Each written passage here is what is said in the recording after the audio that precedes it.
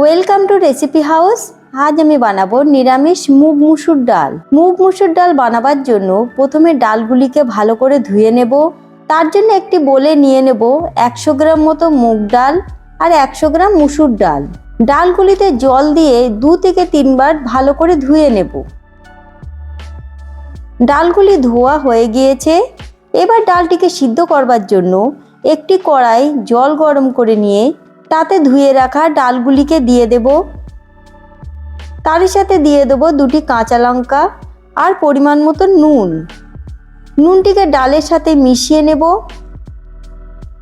এবার ডালটি ফুটে উঠলে ভেসে ওঠা ফেনাগুলিকে হাতার সাহায্যে তুলে নেব। এরপর ডালটিকে ফুটিয়ে ভালো করে সিদ্ধ করে নিতে হবে। দেখুন ডালটি সিদ্ধ হয়ে গিয়েছে। এবার এতে দিয়ে দেবো বড় টুকরো করে কেটে রাখা টমেটো আর হাফ চামচ হলুদ গুঁড়ো। এগুলিকেও ডালের সাথে নেড়ে 2 থেকে 3 মিনিট ফুটিয়ে নেব।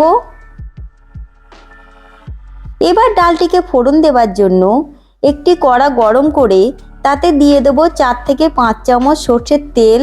তেল গরম হলে দিয়ে দেবো হাফ চামচ 5 ফোড়ন, একটি তেজপাতা, 2টি শুকনো লঙ্কা। ফোড়নগুলিকে লো ফ্লেমে 1 মিনিট মতো নেড়ে ভেজে নেব।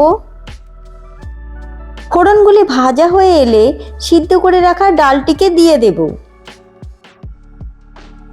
ডালটি 1 থেকে 2 মিনিট ফোটার পর দিয়ে দেবো কুচিয়ে রাখা ধনেপাতা।